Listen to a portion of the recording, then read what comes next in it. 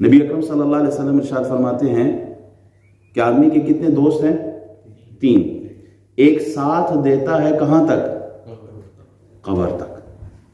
جتنے بھی رشتہ دار ہوتے ہیں، دوست احباب ہوتے ہیں، جب کسی کی فوتگی ہوتی ہے تو سب آ جاتے ہیں، لیکن ان کا ساتھ کہاں تک ہے؟ کسی کو دیکھا ہے کہ وہ قبر کے اندر بھی اترے ہیں کہ اس کو بھی میت کے ساتھ دفنا دیا؟ نہیں، ان کی دوستی، رشتہ داری، محبت زمین کی سطح تک ہے، اوپر تک ہے۔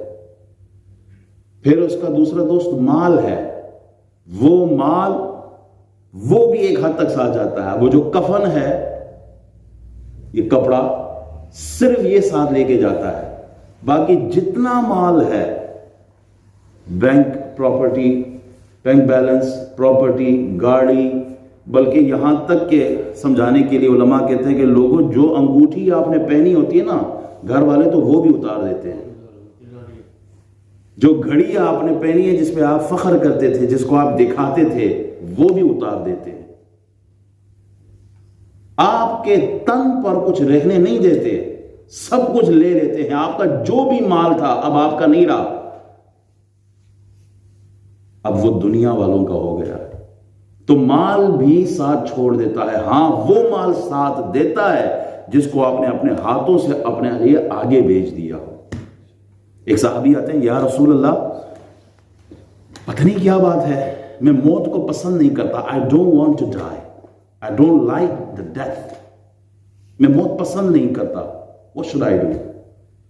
نبی اکرم صلی اللہ علیہ وسلم نے سوال کیا، مال ہے تیرے پاس؟ do you have wealth؟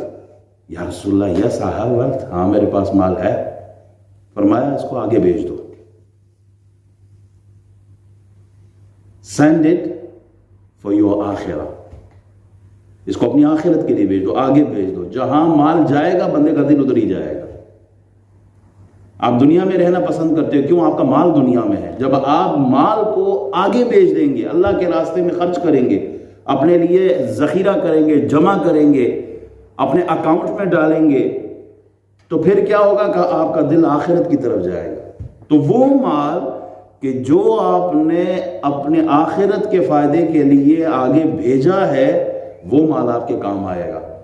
اور جو آپ نے خرچ نہیں کیا، اس کو آپ نے رکھا، سانپ کی طرح اس پر بیٹھ گئے اور خرچ نہیں کیا، وہ مال بھی آپ کو دنیا میں چھوٹ جانا ہے۔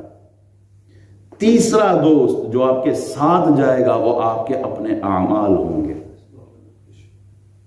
وہ آپ کی تلاوت ہوگی جو آپ رات کو مغرب کی نماز کے بعد، عشاء کی نماز کے بعد سورہ ملک کی صورت میں پڑھتے ہیں، سورہ واقعہ کی صورت میں پڑھتے ہیں، وہی آپ کی قبر میں آپ کا ساتھ دیں گے، وہی نور ہوں گے۔ جو سورہ یاسین صبح آپ تلاوت کرتے ہیں، وہی قبر میں آپ کے لیے نور بن جائے گی۔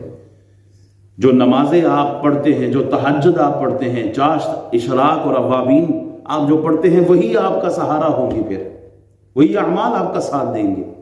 لیکن جب آپ نے نہ نماز پڑھی ہو، نہ تلاوت کی ہو، نہ صدقات خیرات دیے ہو، تو عمل آپ کیا لے کے جائیں گے؟ جو قبر میں آپ کے ساتھ ہوں گے، نہ صرف قبر میں بلکہ صبح محشر بھی آپ کے ساتھ ہوں گے وہ۔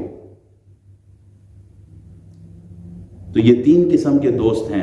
ہر آدمی غور کرے کہ ہم ان 3 دوستوں میں سے سب سے زیادہ ٹائم کس کے ساتھ سپینڈ کرتے ہیں، کس کو زیادہ ٹائم دیتے ہیں، کس کے ساتھ اپنا وقت ہم کیش کرتے ہیں۔ یہ سانسیں جو ہیں یہ ہماری آ رہی ہیں، جا رہی ہیں، ان سانسوں کے بدلے میں ہم لے کیا رہے ہیں؟ مال تو ہم ہر وقت کماتے ہیں، یہ غور کریں کہ وہ مال میرے کام بھی آئے گا یا دنیا میں ترکے کی صورت میں وارثوں کو مل جائے گا۔